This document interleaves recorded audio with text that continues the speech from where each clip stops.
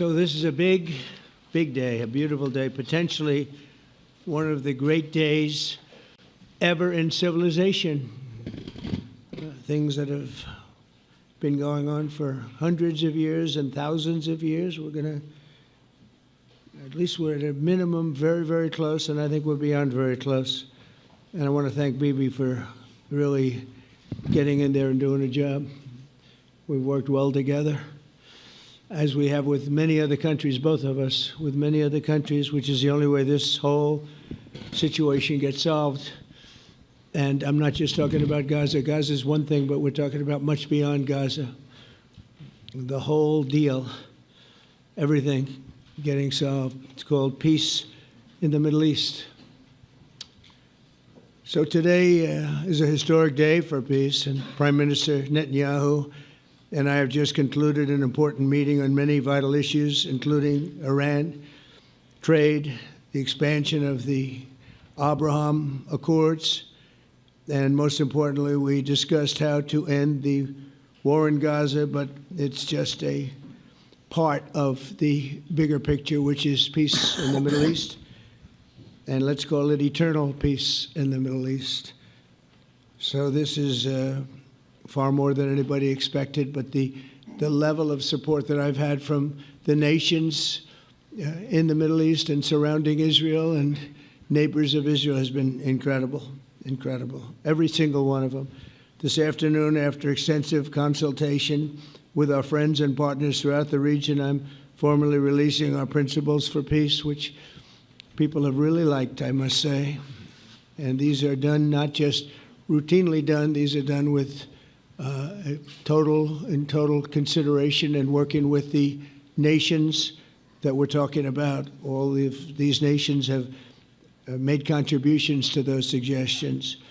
I want to thank the leaders of many Arab and Muslim nations for their tremendous support in developing the proposal, along with many of our allies in Europe. Europe has been very much involved, and as I was called by many of the European leaders, most of them saying, is this true? Are you really doing peace in the Middle East? This is the most incredible thing we've heard. Some think it's the biggest thing they've ever heard. They called just to find out, was it just a rumor or is it actually done? And then they said, have you spoken to the Arab leaders? Have you spoken to all of the other leaders that we have to get? A lot of people involved in this one. I also want to thank Prime Minister Netanyahu for agreeing to the plan and for trusting that if we work together, we can bring an end to the death and destruction that we've seen for so many years, decades, even centuries, and begin a new chapter of security, peace, and prosperity for the entire region. And I want to just say that my meetings and dialogue that we had with so many countries, Saudi Arabia as an example, the king is a phenomenal person. The Emir of Qatar, he's incredible people. UAE, and that's MBZ and ABZ. We're totally involved. These are the people that we've been dealing with and who've been actually very much involved in this negotiation, giving us ideas, things they can live with, things they can't live with. Pretty complex. I mean, after 2,000, 3,000 years, whatever it is, I guess it's got to be a little complex, or it would have been done a long time ago. The King of Jordan was with us, as you know, in the United Nations. The President of Turkey, President Erdogan, is a friend of mine, a strong man, but a good man. President of Indonesia, somebody who's an amazing leader, Prabowo. He is an amazing leader and respected by everybody. He was in the room with us. We were together with most of these people that I'm mentioning. Others were by phone or the next day. The Prime Minister and the Field Marshal of Pakistan, they were with us right from the beginning. Incredible. In fact, they just put out a statement that they fully believe in this pact. It just came out just as I was walking around. They said, sir, you have a big notice from the Prime Minister of Pakistan and from the Field Marshal that they back this 100%. President El-Sisi of Egypt, who's terrific. And these are people I've gotten to know over the years. I mean, I would say it started around 2015 and then went into 2016 when the presidency officially began.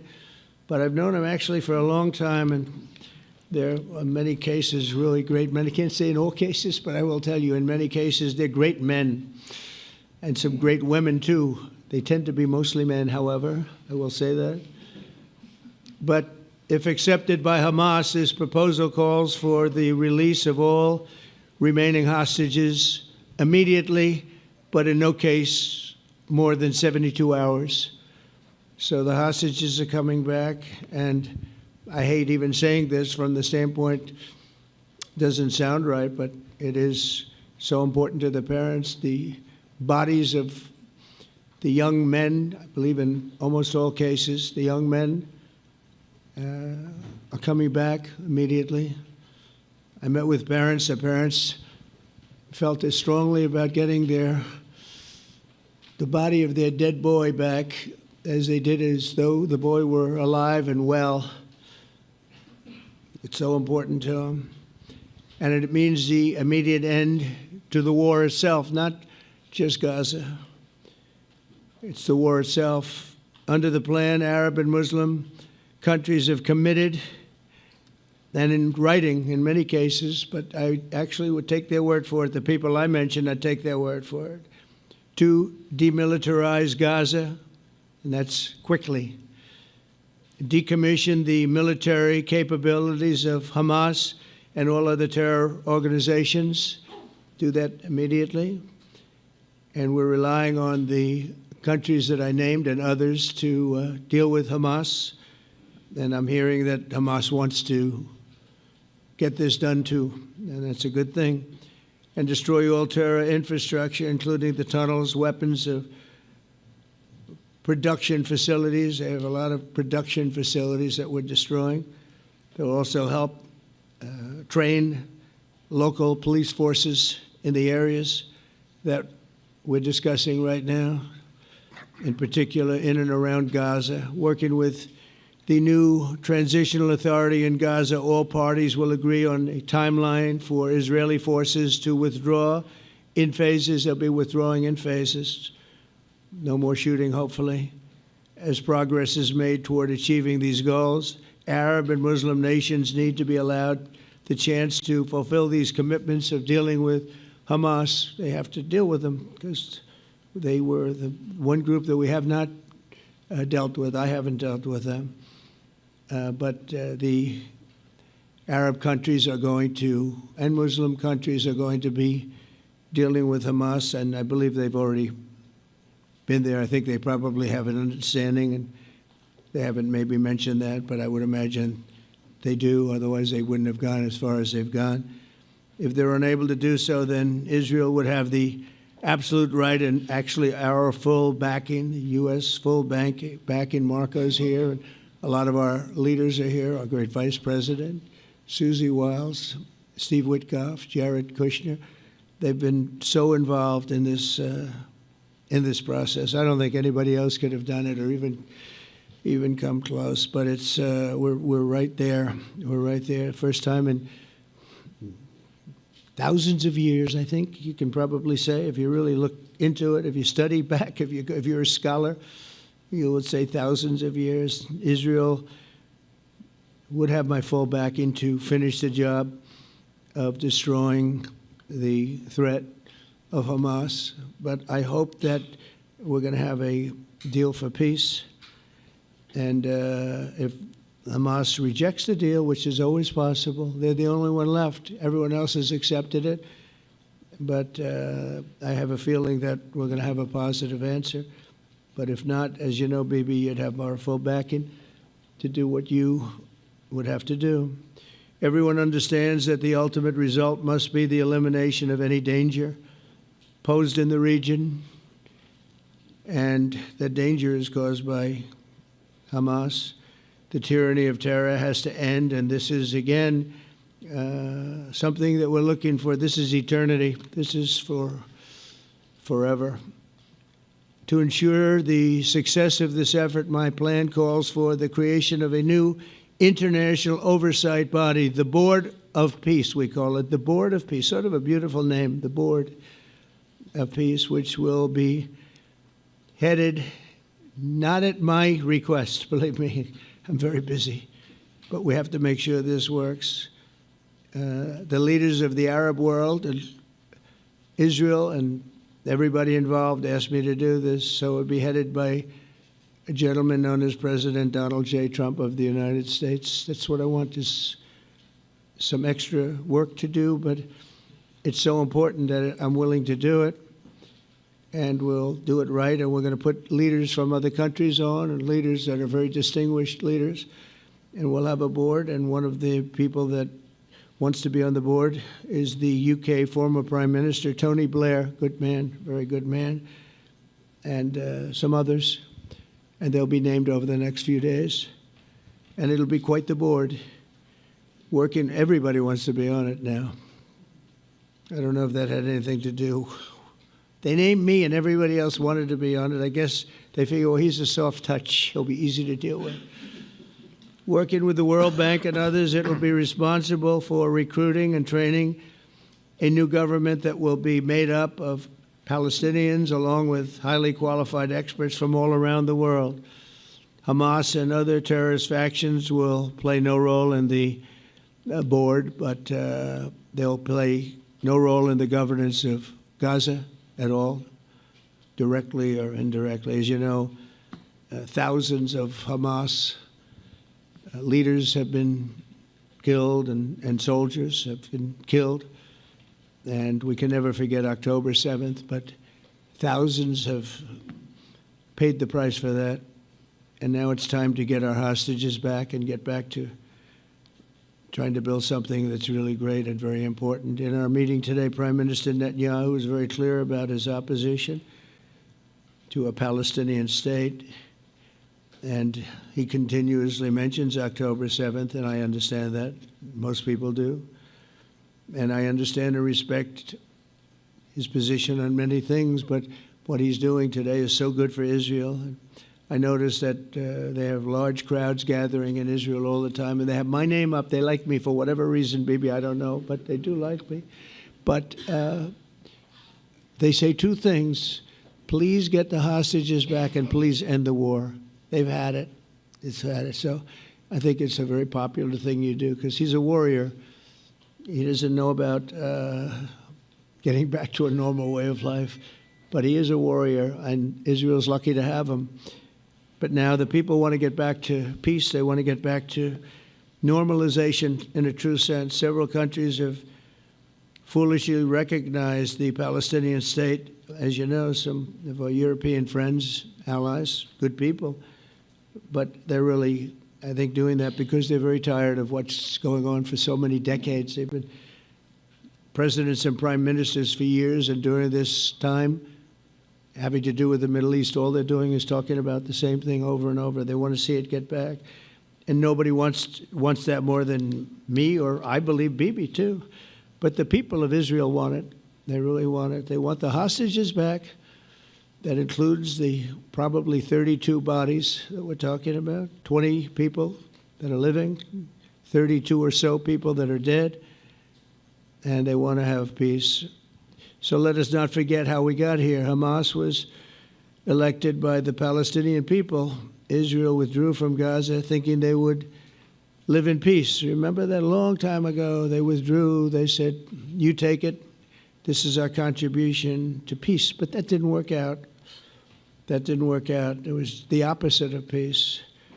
They pulled away. They let them have it. And I never forgot that, because I said, that doesn't sound like a good deal to me. As a real estate person, I mean, they gave up the ocean, right? Ron, they gave up the ocean. They said, who would do this deal? And it still didn't work out. They were very generous, actually. And they gave up the most magnificent piece of land in many ways in the Middle East. And they said, all we want to do now is have peace. And that request was not honored. Instead of building a better life for the Palestinians, Hamas diverted resources to build over 400 miles of tunnels and terror infrastructure. rocket production facilities and hid their military command posts and launch sites in hospitals, schools, and mosques. So if you went after them, you'd be after them, and you wouldn't even realize you ended up knocking out a hospital or a school or a mosque. That terrible thing, terrible, terrible way to have to fight. No fight is good, but that's a real bad one. So there are many Palestinians who wish to live in peace. Many, many, many. I've seen so many of them, and they have support. And I challenge the Palestinians to take responsibility for their destiny, because that's what we're giving them. We're giving them responsibility for their destiny, fully condemn and prohibit terrorism and earn their way to a brighter future. They don't want the life that they've had. They've had a rough life with Hamas. If the Palestinian Authority does not complete the reforms that I laid out in my vision for peace in 2020, they'll have only themselves to blame. We're giving them an amazing footprint, and they have amazing support from the leaders of the Arab world and the Muslim world, the great leaders. These are great leaders. These are unbelievable leaders that have built great countries and very wealthy countries. What the future holds for the Palestinians, no one really knows, but the plan that we put forward today is focused on ending the war immediately, getting all of our hostages back, getting everything back. Hard to believe when you even say it, and creating conditions for durable Israeli security and Palestinian success. Israeli security is going to be involved. We're going to help you. We'll be there with you in terms of helping with security. We want to make sure it works. We just want to make sure it works. There shouldn't be a shot fired. Now, there will be, I guess, because that's the way it seems to be, but there shouldn't have to be within a few days. There shouldn't have to be a shot fired. And maybe for eternity. Wouldn't that be nice? I hope it's true. I can tell you the leadership of that region feels that there's a good chance of it being true. So this will lead to this agreement that we're talking about will lead to a sustainable long-term peace. No president in history has been a greater friend of the state of Israel than I have, in addition to negotiating the Abraham Accords. I like to say it that way because the real people, that's what they call Abraham. I would say Abraham, but it's so much nicer when you say Abraham. So much more elegant. But the Abraham Accords, they're amazing. Jared, you did that along with your group of geniuses, and nobody thought that could be done. We have 4 countries, and Sleepy Joe Biden didn't do a thing. He didn't even know what the hell they were. He should have had them fold up. But I think this will also lead to packing them. And who knows, maybe even Iran can get in there. I hope, we hope we're going to be able to get along with Iran. I think they're going to be open to it. I really believe that. But they could be a member. I long ago said, I'll bet you at some point Iran will be a member of the Accords. And little did I realize it was going to take this turn. That was some turn we did with the B-2s. But I think they might very well be there because it's a great thing for them economically. I recognize the eternal capital of Israel. I opened the American embassy in Jerusalem. That was something that everyone said would never be done, could never be done. Virtually every president for many, many years, for decades, would campaign on making Jerusalem the capital of Israel. They campaigned on it over and over. Is that right, Steve? Is that right? Everyone, and when they got to it, and I understand why now, because it was so, when I got to office, I campaigned on it too. I said, we're going to make it, and then I'd get calls from the leaders of various countries saying, please don't do it, please don't do it. It'll end the whole world, please don't do it. And finally, I just didn't say anything, and I did it. People were calling me before I did it because they heard I was going to do it, and leaders of countries were calling me, and I think it was on a Thursday that I did it, and they'd call me Monday, Tuesday, Wednesday, 3-4 times a day, and I said, tell them I'll call them back on Friday. And I announced it on Thursday, and I called them back, the biggest people in the world, and they said, you've done it. I said, done what? You've made the capital of Israel, Jerusalem, and we wanted to talk yet. I wish you called me a little sooner. Maybe I could have done something about So that was a lot easier than getting into an argument, because I knew what they were calling about. And you know what? It turned out to be amazing. Everybody thought it was going to lead to the end of the world, right? The end of the world, Ron, that's what they said. It didn't lead to anything. It just led to something that I promised, and something that was very, very popular for Jewish people and a lot of other people, too. I recognize Israeli sovereignty over the Golan Heights, and I cut taxpayer funding to the corrupt United Nations Relief and Works Agency. And United Nations was interesting because, as you know, a few days ago they introduced me. Ladies and gentlemen, the President of the United States. I'm looking at my teleprompter, and the thing was dead, stone cold, dead. The thing's up here. I have a long, beautiful speech to make. I'm back 30 feet back, and I'm saying, they're introducing me. There's nothing on my teleprompter. So, but I made a speech. I actually got good marks. You think Biden could have done that? I don't think so.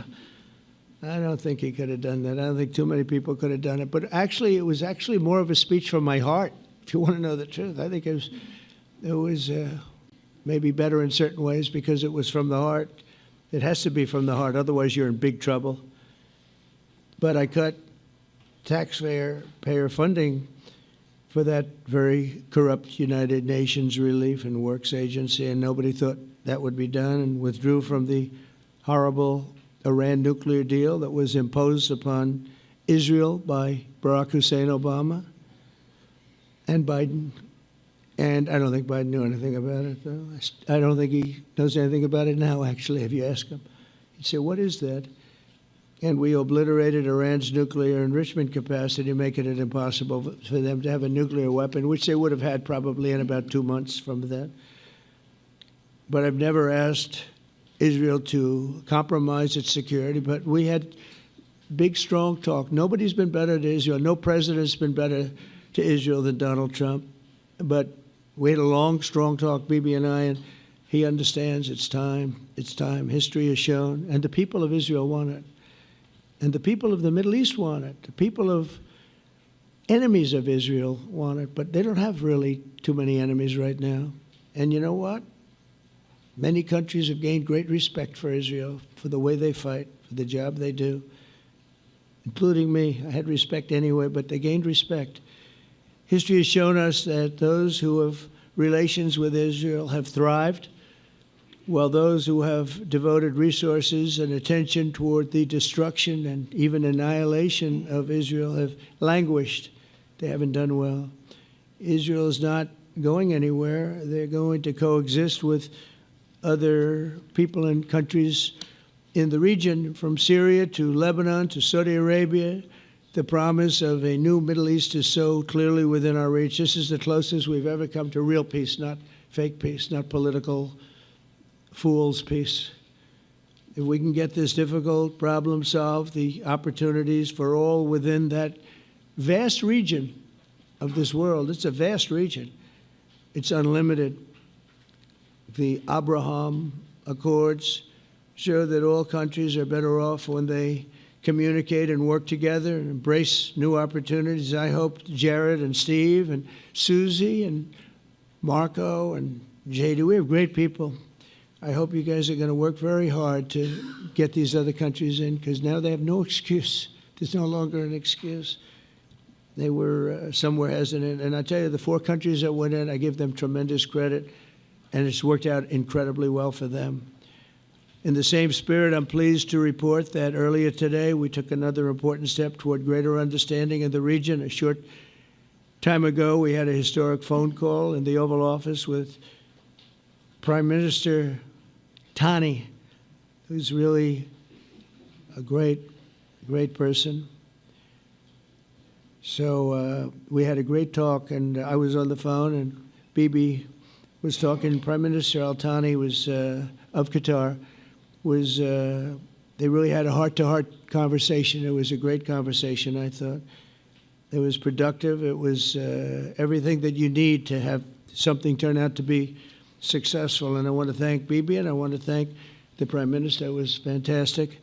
We agreed to launch a formal trilateral mechanism between Israel, Qatar, and the United States to begin a dialogue to enhance mutual security, correct misperceptions, and avoid future misgivings. And I want to thank Qatar, its leadership, and the Emir. He's a fantastic person. I think, I'm going to be his public relations man because I know him differently than a lot of people know him. But he wants peace. He wants to see peace. And his people, and they really acknowledge the critical role that they've played as mediator. And again, we're not quite finished. We have to get Hamas, but I think they're going to be able to do that. So now it's time for Hamas to accept the terms of the plan that we've put forward today. And again, this is a different Hamas than we were dealing with because I guess over 20,000 have been killed. Their leadership has been killed 3 times over. So you're really dealing with different people than we've been dealing with over the last 4 years, 5 years. Everyone has done their part and come to the table in good faith. Our Arab and Muslim partners are fully prepared to step up and fulfill their commitments for the benefit of the people of Gaza and the entire region. They're willing to step up and do a lot. They really are. There are a lot of good people involved.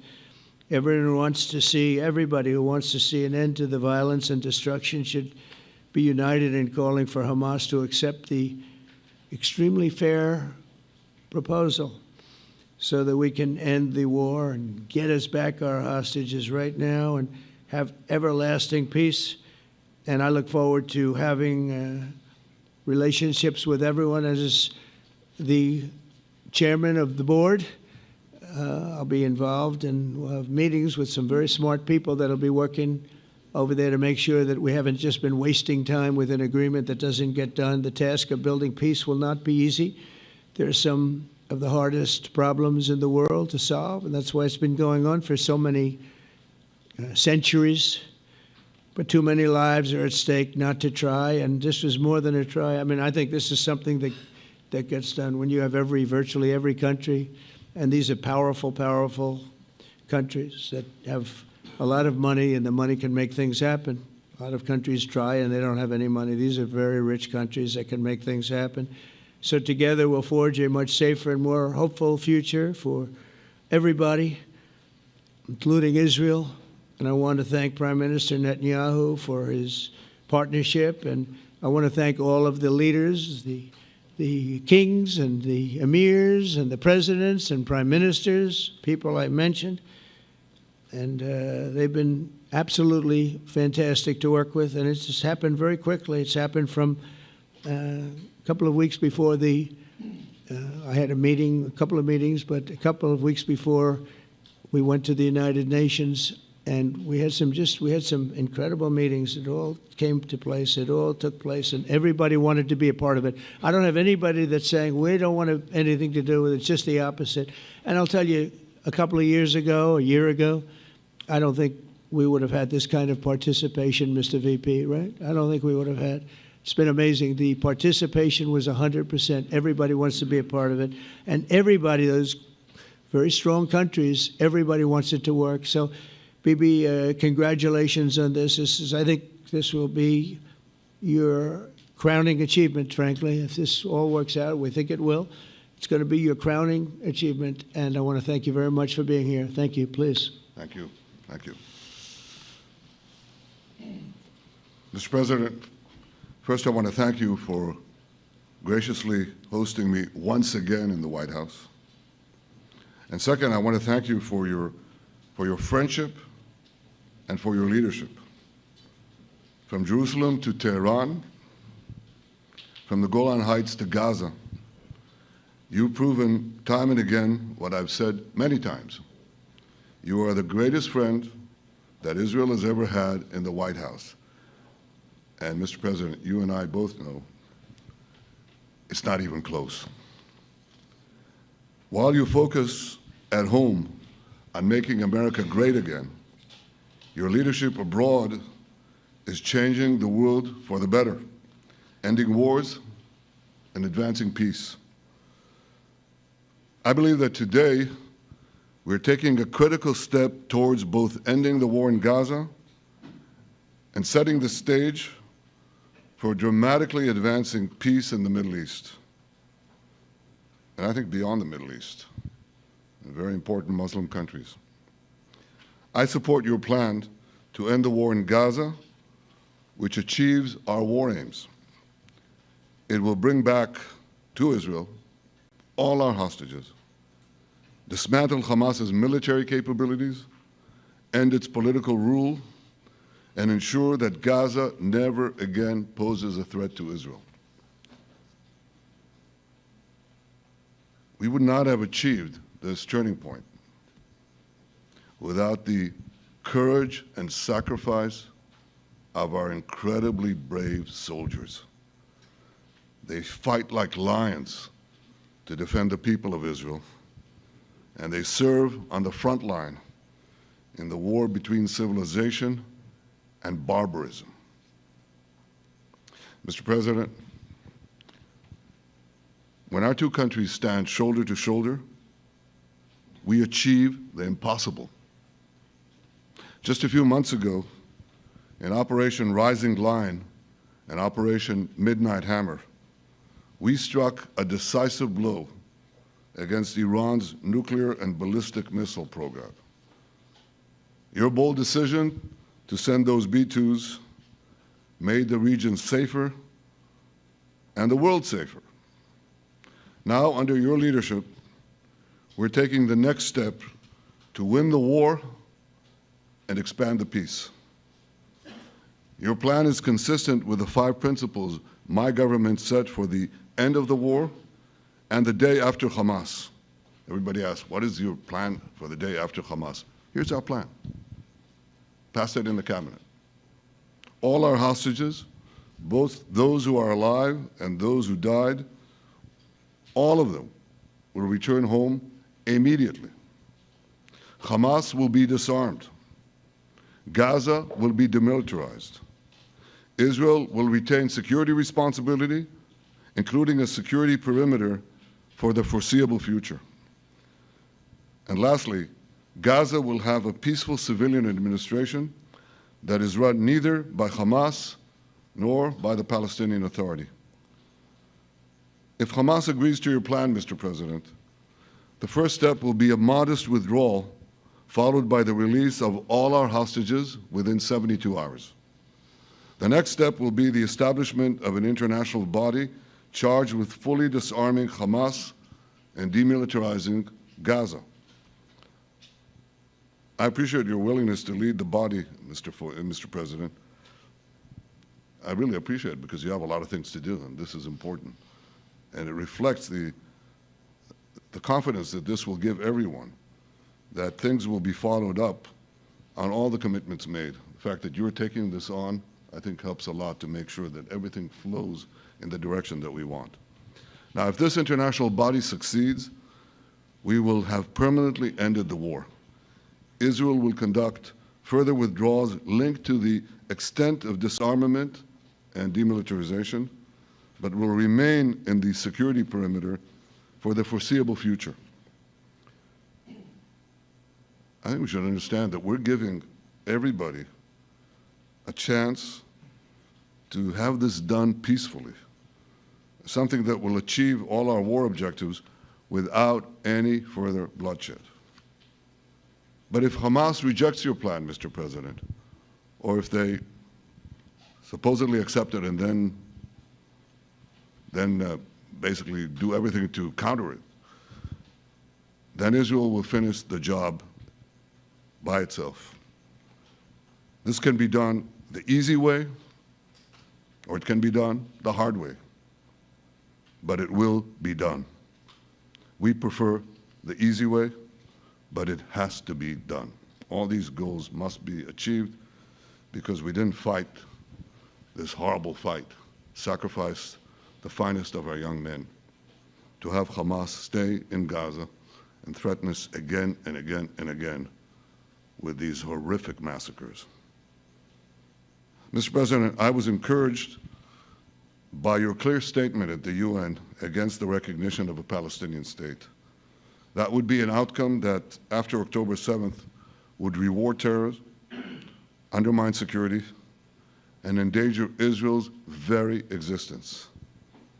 As for the Palestinian Authority, I appreciate your firm position that the PA could have no role whatsoever in Gaza without undergoing a radical and genuine transformation.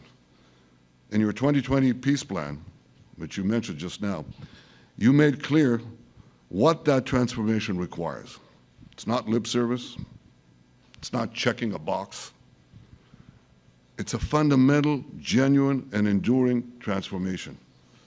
And that means ending pay to slay, changing the poisonous textbooks that teach hatred to Jews, to Palestinian children, stopping incitement in the media, ending lawfare against Israel at the ICC, the ICJ, recognizing the Jewish state, and many, many other reforms. It won't come as a surprise to you that the vast majority of Israelis have no faith that the PA Leopard will change its spots. But rather than wait for this miraculous transformation, your plan provides a practical and realistic path forward for Gaza in the coming years, in which Gaza will be administered neither by Hamas nor the Palestinian Authority, but by those committed to a genuine peace with Israel.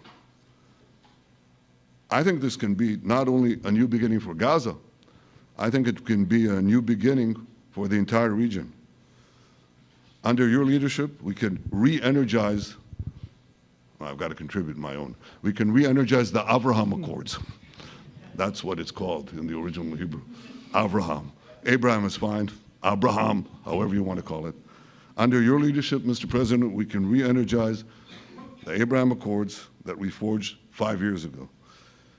We can expand them to many more Arab and Muslim nations that choose moderation over extremism. I think there's an opportunity here. It's not going to be easy, it's tough going, but I think if we succeed, you're absolutely right. We're going to open possibilities that nobody even dreamed of. But I think we dream of them.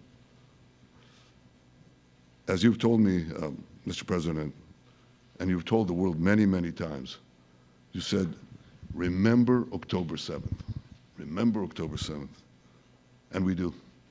We will never forget the horrors of October 7th, and we will do whatever is necessary to make sure they don't happen again. Since October 7th, Israel's enemies have learned a hard truth. Those who attack us pay a heavy price, but those who partner with us advance progress and security for their peoples. President Trump just said it, it's also in the Bible. It says, those who will bless you will be blessed, and those who will curse you will be cursed. And that's actually what is happening. We want the blessings. I think we've done a lot in the past 2 years to end the curse. We're not finished, but we've done a lot. And we've done a lot together to end the curse.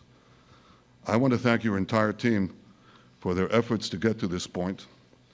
I especially want to thank Steve Witkoff and Jared Kushner for their indefatigable work to bring Israel and Arab states in the region closer together. I am deeply grateful to both of them for their work. We had a phone call today just to make it clear.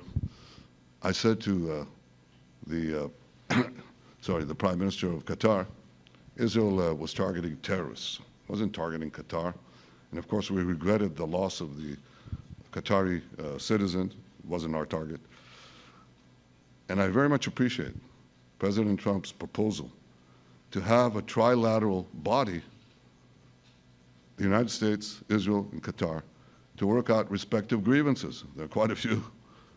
But if we could try to mitigate them or put it on a different footing, I think that'll be good for everyone. Above all the people, the fine team, and many helpers who've done this, I want to thank you, Mr. President. History has already shown that under your leadership, Israel and America can change the face of the Middle East. And today I'm hopeful that your plan to end the war in Gaza will do so again and do so soon. It will free our hostages, end Hamas's tyranny in Gaza, and enable a more secure and prosperous future for the peoples of our region.